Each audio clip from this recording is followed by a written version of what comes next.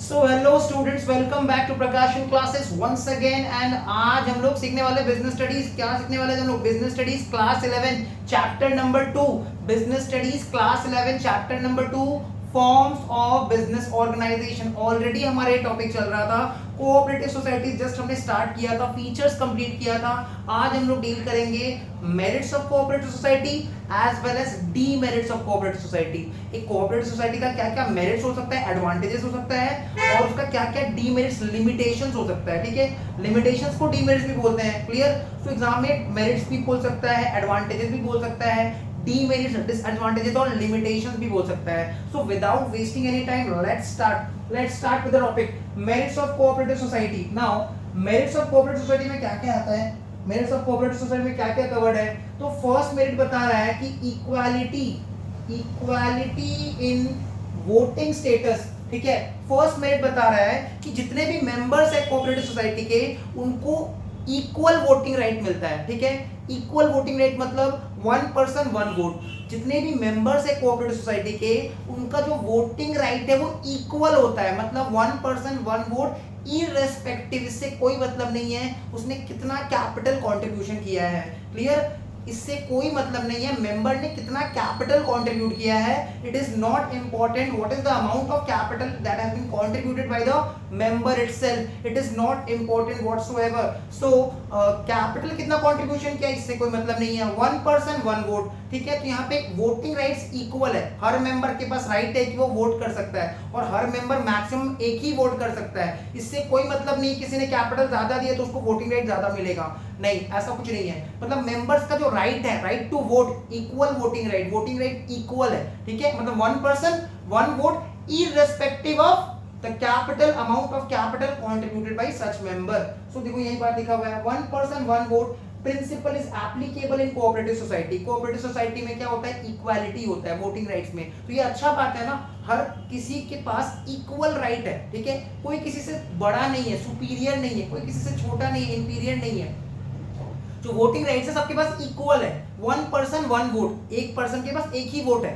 इससे कोई मतलब नहीं उसने कैपिटल ज्यादा प्रोवाइड किया है, कैपिटल कम कंट्रीब्यूशन किया है, इससे कोई मतलब नहीं है। 1 पर्सन 1 वोट प्रिंसिपल अप्लाई करता है in case of cooperative society, irrespective, मतलब इससे कोई मतलब नहीं है capital contribution done by each member. ठीक है, capital irrespective of capital contribution, each member has only 1 vote. ठीक है, कैपिटल कंट्रीब्यूशन से मतलब नहीं है कितना कैपिटल आपने लगाया। आपने 10 लाख कैपिटल लगाया, आपने 20 लाख कैपिटल लगाया, आपने 30 लाख कैपिटल लगाया, आपने 1 लाख कैपिटल लगाया, आपने 5000 रुपए कैपिटल लगाया, इससे कोई मतलब नहीं है। Whatever the amount of investment it could be. ठीक है, everybody has a right to vote and that too equal voting right, मतलब 1 पर्सन 1 वोट, एक पर्सन के पास एक ही वोट हो सकता है। ठीक है, नेक्स्ट फीचर क्या बताता है? Limited liability. तो वो लायबिलिटी जो है ना, मेंबर्स का लायबिलिटी, कोऑपरेटिव सोसाइटी में जो मेंबर्स हैं उनका लायबिलिटी लिमिटेड है। कोऑपरेटिव सोसाइटी के जो मेंबर्स हैं उनका लिमिटेड लायबिलिटी होता है ना। What do mean by limited liability? Business के डेट्स, ठीक है, बिजनेस को डेट्स को रीपेमेंट करने के लिए, बिजनेस का जो उधारी है, जो बिजनेस के डेट है, डेट उधार रीपेमेंट करने के लिए मेंबर्स के पर्सनल एसेट को सीज नहीं किया जा सकता। मेंबर्स के जो पर्सनल एसेट है उनको सीज नहीं किया जा सकता, उनको कैप्चर नहीं किया जा सकता। ठीक है, लिमिटेड लायबिलिटी क्या बोलता है?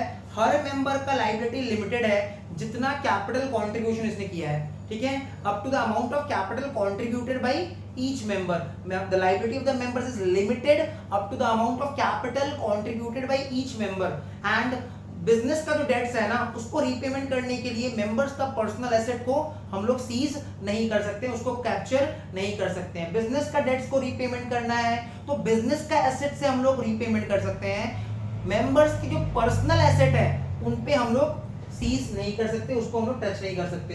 The liability of every member is limited to the extent of his share in the society's capital. ठीक है, जो भी कैपिटल है उसमें उसका जो भी शेयरिंग है, जितना भी उसने अमाउंट बोला था कंट्रीब्यूशन वो करेगा, उतना ही उसका लायबिलिटी लिमिटेड है। Liability of each member is limited up to the amount of capital contribution by each member. ठीक है, thus personal asset of the members cannot be used to repay business debt. Business का उधारी चुकाने के लिए members के जो personal asset है उनको हम लोग यूज नहीं कर सकते। मेंबर्स के पर्सनल एसेट सेफ रहेंगे, वो यूज नहीं होंगे for the repayment of debts of the business itself, business का जो डेट है, उधारी है, उसको रीपेमेंट करने के लिए जो मेंबर्स का पर्सनल एसेट है, घर का एसेट है, मान लो घर का टीवी, फ्रिज, फर्नीचर, ये सब यूज नहीं होगा। क्लियर? उन सबको यूज नहीं कर सकते पेमेंट करने के लिए। तो अभी तक हमने दो मेरिट सीख लिया। पहला है इक्वल वोटिंग राइट, दूसरा है limited liability. Equal voting right में क्या होता है? 1 person 1 vote. Clear? Limited liability में क्या होता है? The liability of the members is limited up to the amount of capital contributed by them. Clear? And the personal asset of the members cannot be used to repay business debt. Business debt को repayment करने के लिए members का जो personal asset है उसको use नहीं किया जा सकता। थर्ड आता है कंटिन्यूटी। देखो सेपरेट लीगल एंटिटी है, कोऑपरेटिव सोसाइटी में मेंबर्स अलग है और बिजनेस अलग है, ठीक है, सेपरेट लीगल एंटिटी है। तो मेंबर्स का अगर डेथ हो जाता है, ल्यूनेटिक वो पागल हो जाते हैं, ठीक है, बैंकरप्ट हो जाते हैं, दिवालिया हो जाते हैं, सब कुछ लूट गया उनका, सब कुछ खत्म हो गया, तो मेंबर्स के आने या जाने से, डेथ हो जाने से, पागल हो जाने से, ठीक है, सनकी हो गया मेंबर, एकदम सनकी वाला मेंबर हो गया एकदम, ठीक है, तो मेंबर का सनकी हो गया तो इससे कोई फर्क नहीं पड़ेगा। मेंबर्स के आने से या मेंबर्स के जाने से, मेंबर्स के डेथ हो जाने से कोई फर्क नहीं पड़ेगा, बिजनेस चलता रहेगा, इसका कंटिन्यूटी जो है हैम्पर नहीं होगा, ठीक है। मेंबर्स के डेथ हो जाने से, उनके ल्यूनेटिक हो जाने से जो बिजनेस का जो कंटिन्यूटी है उसका स्टेबिलिटी बना रहेगा, वो कंटिन्यूटी उसका बना रहेगा। क्लियर? मेंबर्स आएंगे, मेंबर्स लोग जाएंगे, मेंबर्स का डेथ हो जाएगा, मेंबर्स पागल हो जाएंगे, मेंबर्स संकी हो जाएंगे, बैंकरप्ट हो जाएंगे, उनका सब कुछ खत्म हो जाएगा, फिर भी बिजनेस का कंटिन्यूटी मेंटेन रहेगा, एग्जिस्टेंस मेंटेन रहेगा, स्टेबिलिटी मेंटेन रहेगा, बिजनेस चलता जाएगा। क्लियर? सो कंटिन्यूटी का मतलब क्या होता है? Cooperative society being a separate legal entity. भाई याद रखना, सेपरेट लीगल एंटिटी है। सेपरेट लीगल एंटिटी मतलब मेंबर्स अलग हैं और बिजनेस अलग है, मेंबर्स अलग हैं और उनका बिजनेस अलग है। क्या सोल प्रोप्राइटर में सेपरेट लीगल एंटिटी होता है? नहीं। क्या पार्टनरशिप फॉर्म में सेपरेट लीगल एंटिटी होता है? नहीं।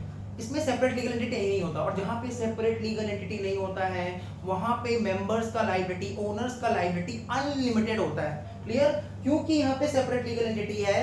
सेपरेट लीगल एंटिटी का मतलब क्या होता है? बिजनेस अलग है और उसके जो ओनर्स है, ठीक है, जो उसके मैनेजर्स है, जो उसके ओनर्स है, जो बिजनेस को मैनेज कर रहे हैं, वो अलग है। Clear? Separate legal entity, separate person. तो कंटिन्यूटी क्यों एग्जिस्ट करता है? बिकॉज कोऑपरेटिव सोसाइटी एक सेपरेट लीगल एंटिटी है और मेंबर्स के डेथ हो जाने पे, लुनेसी मतलब पागल हो जाने पे, लुनेटिक हो गया, कोई पागल हो गया, सनकी हो गया, लुनेटिक हो गया, ठीक है, या फिर बैंकरप्ट, उनका सब कुछ खत्म हो गया, सब कुछ लूट गया, उसका पूरा रोड पे आ गया, वो हाथ में कटोरा लेकर भीख मांगने वाला है, बैंकरप्ट हो गया, ठीक है, तो मेंबर्स लोग बैंकरप्ट हो जाएंगे, मेंबर्स लोग पागल हो जाएंगे, मेंबर्स लोग का डेथ हो जाएगा, सनकी हो जाएंगे वो लोग, बट फिर भी बिजनेस को कोई फर्क नहीं पड़ता, बिजनेस चलता जाएगा, बिजनेस का कंटिन्यूटी अफेक्ट नहीं होगा। मेंबर्स लोग आएंगे, मेंबर्स का डेथ हो जाएगा, पागल हो जाएंगे, सनकी हो जाएंगे वो लोग, बट बिजनेस का कंटिन्यूटी चलता जाएगा।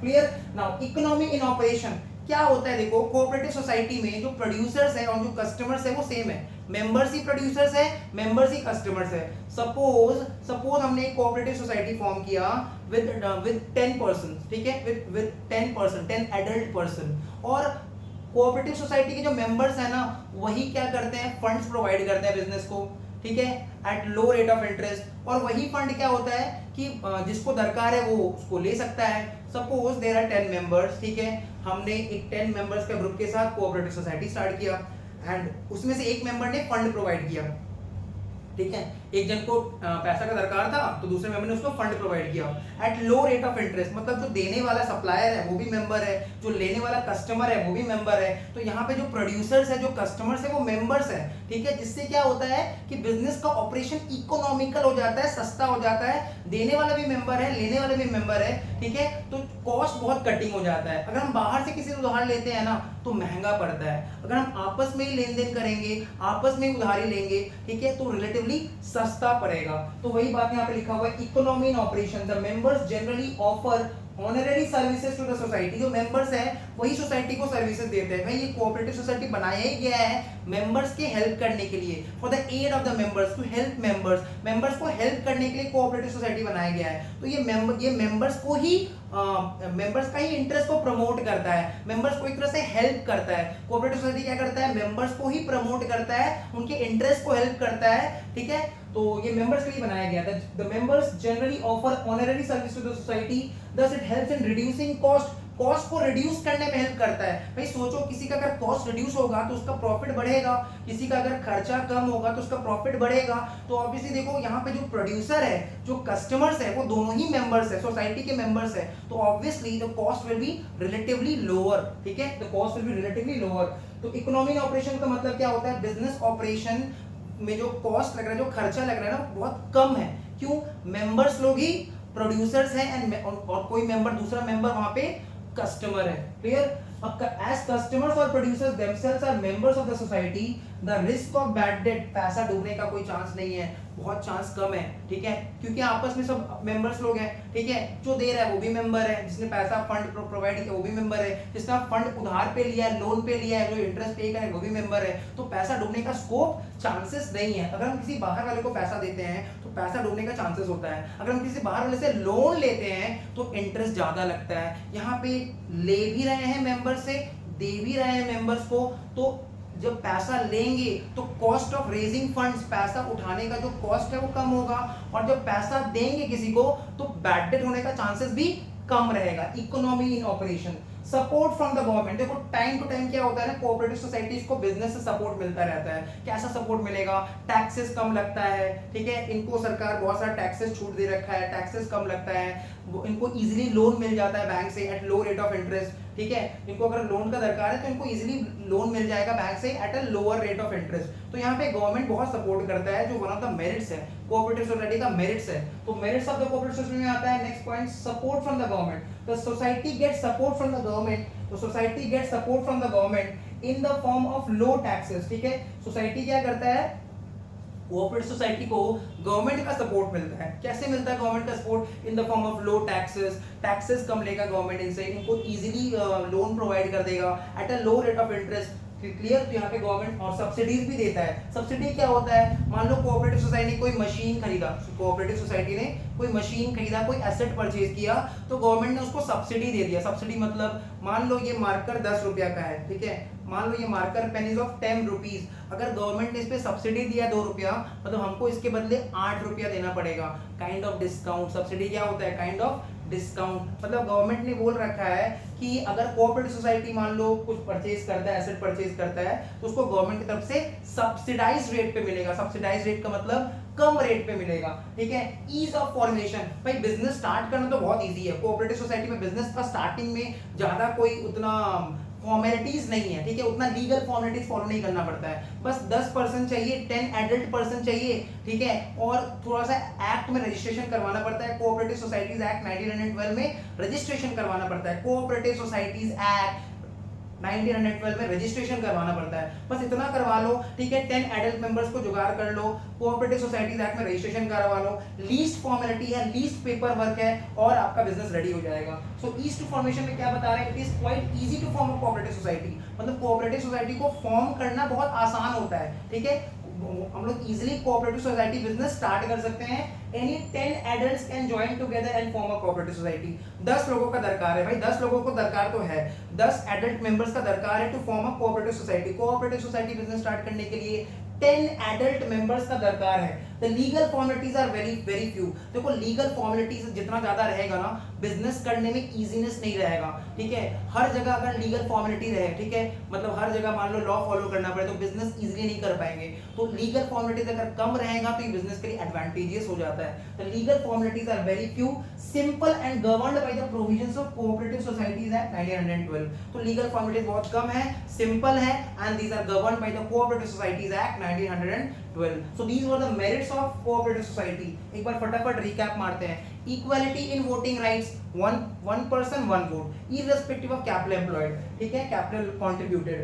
Limited liability, the liability of the members is limited up to the amount of capital to be contributed by them. जितना capital लोग contribution करेंगे उतना तक की liability limited है। जो members के personal asset है वो हम लोग यूज नहीं कर सकते for the repayment of business debt. Business का डेट, बिजनेस का उधारी चुकाने के लिए मेंबर्स का पर्सनल एसेट हम लोग यूज नहीं कर सकते हैं। कंटिन्यूटी का मतलब क्या होता है? कोऑपरेटिव सोसाइटी जो होता है ना, कोऑपरेटिव सोसाइटी बिजनेस चलता जाएगा, मेंबर्स लोग आएंगे, मेंबर्स का डेथ हो जाएगा, मेंबर्स लोग पागल हो जाएंगे, मेंबर्स लोग बैंकरप्ट हो जाएंगे, इससे बिजनेस को कोई फर्क नहीं पड़ता है। कोऑपरेटिव सोसाइटी को कोई फर्क नहीं पड़ता है, उसका कंटिन्यूटी अफेक्ट नहीं होता है। नेक्स्ट आता है इकोनॉमी इन ऑपरेशन। बिजनेस का जो ऑपरेशन, जो मैनेजमेंट है, उसको मैनेज करना बहुत इकोनॉमिकल होता है, कॉस्ट इफेक्टिव होता है, ठीक है, कॉस्ट सेविंग होता है। क्यों? जो प्रोड्यूसर है, ठीक है, जो प्रोड्यूसर है वो भी मेंबर है, जो कस्टमर है वो भी मेंबर है, तो प्रोड्यूसर से कम रेट पे लेंगे, ठीक है, एंड कस्टमर को कम रेट पे देंगे, एंड बैटेड होने के चांसेस भी कम है। And the last point of merit is ease of formation. भाई कोऑपरेटिव सोसाइटी बिजनेस स्टार्ट करना बहुत इजी है, 10 लोगों को जुगाड़ कर लो, लीगल फॉर्मेलिटीज एकदम सिंपल है, एकदम कम है, ठीक है, और ये सब कौन किसके थ्रू फॉलो करना पड़ता है? Rules are governed by cooperative societies act 1912। Next coming to the demerits, ठीक है, डीमेरिट्स और लिमिटेशंस, डीमेरिट्स और लिमिटेशंस और disadvantages of cooperative society. First क्या लिखा हुआ है भाई? Limited resources.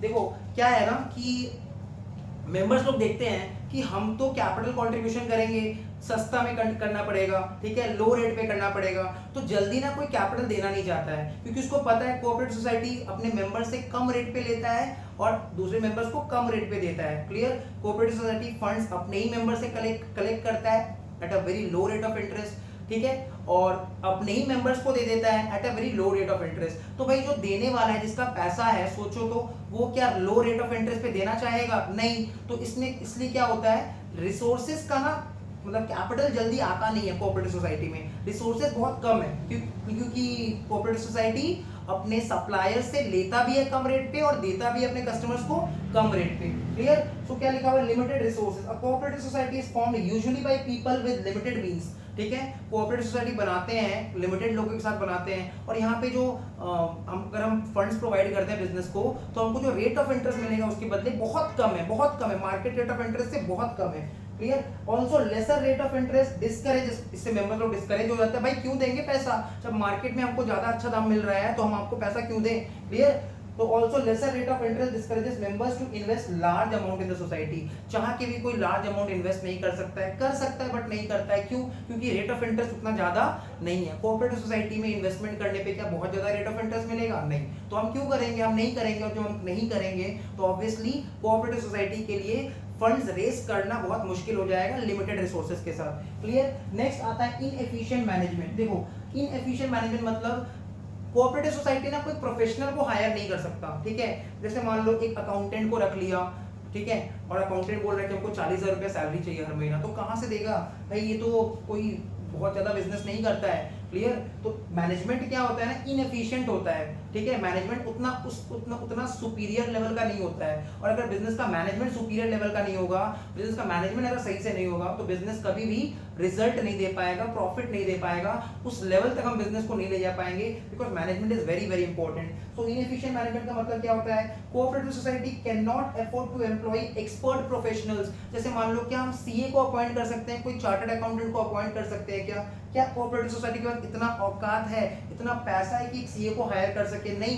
Cooperative society CA को हायर नहीं कर सकता। क्या एक एडवोकेट को हायर कर सकता है? नहीं। प्रोफेशनल एक्सपर्ट्स को हायर नहीं कर सकते, इनके पास इतना पैसा ही नहीं है, इतना फंड्स नहीं कि उनको पेमेंट कर सकें। क्लियर? तो इनएफिशिएंट मैनेजमेंट बहुत क्या हो जाता है, इनएफिशिएंट हो जाता है, ठीक है, मैनेजमेंट उतना अच्छा नहीं है, और बिजनेस का अगर मैनेजमेंट अच्छा नहीं होगा तो ऑब्वियसली वो अपना लॉन्ग टर्म गोल्स अचीव नहीं कर पाएगा, बिजनेस का कंटिन्यूटी भी कहीं ना कहीं इफेक्ट कर जाएगा, लॉन्ग रन के लिए बिजनेस कंटिन्यूटी इफेक्ट कर जाएगा। तो क्या लिखा हुआ है इनएफिशिएंट मैनेजमेंट में? A cooperative society can not afford to employ expert professional managers. Professional managers को हायर करना, उनको रखना अफोर्ड नहीं कर पाता cooperative society at high salary due to limited fund. भाई पैसा का कमी है इनके पास, पैसा तो एक तो कोई देता नहीं है, एक तो लो रेट ऑफ इंटरेस्ट देता है, ये लोग जो पैसा देगा उसको रेट ऑफ इंटरेस्ट लो देगा, तो कोई क्यों पैसा देगा? अगर तुम्हारा ही पैसा हो तो तुम पैसा लगाते क्या? नहीं लगाते। अरे भाई बहुत कम लगाते पैसा, ठीक है, बहुत कम पैसा लगाते, ज्यादा पैसा नहीं लगाते, क्योंकि रेट ऑफ इंटरेस्ट बहुत कम है, ठीक है। Lack of secrecy. अब देखो मेंबर्स में ना बहुत सारा मीटिंग होता है, ठीक है, कोऑपरेटिव सोसाइटी में टाइम मीटिंग होते रहता है, तो सीक्रेसी कैसे रह पाएगा? कोई भी सीक्रेसी कैसे रह पाएगा? वो तो मीटिंग में जाएंगे और वो लोग उगल देगा आपस में। क्लियर? तो सीक्रेसी, बिजनेस का सीक्रेसी जो है ना, सीक्रेट बात, वो हम लोग मेंटेन नहीं कर पाते हैं। सीक्रेसी को मेंटेन करना बहुत टफ होता है कोऑपरेटिव सोसाइटीज में, क्योंकि मेंबर्स लोग हमेशा मिलेंगे, उनका मीटिंग होते रहेगा। क्लियर? तो क्या लिखा हुआ है? It is difficult to maintain secrecy about the operations of a cooperative society, ठीक है। कोई भी बिजनेस ऑपरेशंस का सीक्रेसी मेंटेन करना बहुत जरूरी है। क्यों क्यों जरूरी है? सपोज हम ये मार्कर पेन बेचते हैं, ठीक है, हम ये मार्कर पेन कितना में खरीदते हैं, किससे खरीदते हैं, ये हम किसी को नहीं बताएंगे, बता देंगे तो उसके पास चला जाए खरीदने के लिए। हम ये मार्कर पेन हो सकता है 7 रुपये में खरीदते हैं, 10 में बेचते हैं। हम ये मार्कर पेन हो सकता है 7 रुपये में खरीदते हैं, 10 में बेचते हैं। तो 7 रुपये में खरीदते हैं ना, ये हम किसी को नहीं बताएंगे, ये बिजनेस सीक्रेसी है, इसको रिवील नहीं करना है। कहाँ से खरीदते हैं वो भी नहीं बताएंगे, नहीं तो वो मेरे पास नहीं आएगा, वो दूसरे के पास चला जाएगा खरीदने के लिए 7 रुपया में। तो हमको तो अपना बिजनेस बनाए रखना है ना, आई एम अ मिडिलमैन, हमको अपना बिजनेस बनाए रखना है। तो बिजनेस का सीक्रेसी को मेंटेन करना बहुत जरूरी होता है, ठीक है। It is utmost important, very important to maintain business secrecy, ठीक है। कोऑपरेटिव सोसाइटी का ये बिजनेस का सीक्रेसी मेंटेन नहीं हो पाता है, क्योंकि टाइम टाइम मीटिंग करते रहता है, मेंबर्स में डिस्कशन होता है, ठीक है। और कोई भी मेंबर्स हो सकता है कि सीक्रेसी को रिवील कर दे कंपटीटर्स के पास। गवर्नमेंट कंट्रोल, देखो गवर्नमेंट कंट्रोल जैसे यहाँ पे हम देख रहे हैं, एक तरह से गवर्नमेंट से सपोर्ट मिल रहा था मेरिट्स में। अभी गवर्नमेंट कंट्रोल बहुत ज्यादा है, ठीक है। अभी गवर्नमेंट क्या बोलता है ना, ये रूल फॉलो करो, ये रूल्स को फॉलो करो, रूल्स एंड रेगुलेशन फॉलो करो, अपना अकाउंट्स दिखाओ, कितना तुम्हारा सेल हुआ, कितना तुम्हारा एसेट है, कितना लायबिलिटी है, कहाँ से तुमने बैंक लोन लिया है, अकाउंट्स को दिखाओ, ऑडिट करवाओ। ऑडिट का मतलब क्या होता है? चेकिंग करवाओ, ठीक है। ऑडिट कोई भी चीज, ऑडिट वर्ड का मतलब क्या होता है? चेकिंग, ठीक है, चेक करना, ठीक है। ऑडिट वर्ड का मतलब क्या होता है? चेक करना। ऑडिट करवाना पड़ता है बुक्स ऑफ अकाउंट्स का, ठीक है। इंस्पेक्शन होता है, टाइम टाइम हमारा जो बिजनेस है उसका इंस्पेक्शन होता है, ठीक है। गवर्नमेंट ऑफिसर्स आएंगे, वो लोग इंस्पेक्ट करेंगे बिजनेस सही से चल रहा है कि नहीं चल रहा है। तो गवर्नमेंट कंट्रोल बहुत ज्यादा है, और किसी भी बिजनेस में अगर गवर्नमेंट का इंटरफेरेंस बहुत ज्यादा रहेगा ना, तो बिजनेस करना ईजी नहीं होगा, ठीक है। बार बार हर चीज में अगर गवर्नमेंट इंटरफेयर करेगा, तो हम लोग बिजनेस करें कि गवर्नमेंट को संभाले? हम लोग बिजनेस करना चाहते हैं, गवर्नमेंट हमको इंटरफेयर कर रहा है, भाई इतना इंटरफेयर करोगे तो बिजनेस कैसे करेंगे गवर्नमेंट? तो समझ में आ रहा है गवर्नमेंट कंट्रोल क्या बोल रहा है? Day to day working of a cooperative society is bound by rigid rules and regulation. भाई जो रूल्स एंड रेगुलेशन है बहुत रिजिड है, उसको उसमें कोई फ्लेक्सिबिलिटी नहीं है, ठीक है, बहुत रिजिड है। मतलब जबरदस्ती सरकार मतलब ये बोल रही है कि हमको अकाउंट्स दिखाओ, हमको बताओ तुम्हारा सेल कितना हुआ, कितना एसेट है, कितना लायबिलिटी है, लोन कहाँ से लिया, लोन चुकाया कि नहीं चुकाया, उसका इंस्पेक्शन होगा, उसका ऑडिट होगा। तो भाई बहुत ज्यादा झमेला है, ठीक है। और बहुत ज्यादा झमेला होता है। गवर्नमेंट कंट्रोल अगर किसी बिजनेस में बहुत ज्यादा होता है तो उसको परफॉर्मेंस अफेक्ट कर जाएगा, ठीक है। बिकॉज हम लोग कॉन्सेंट्रेट नहीं कर पाएंगे अपने बिजनेस में, हम लोग को बार बार गवर्नमेंट को जवाब देना पड़ेगा, ठीक है। बार बार गवर्नमेंट हमको बुलाएगा, कोर्ट में बुलाएगा, ठीक है, केस कर देगा हमारे ऊपर, कोर्ट में बुलाएगा, बताया पूछेगा हमसे कि कहाँ से तुम्हारे पास फंड्स आया। तो गवर्नमेंट इंटरफेरेंस जितना कम होगा, बिजनेस का प्रॉस्पेरिटी लेवल उतना बढ़ेगा।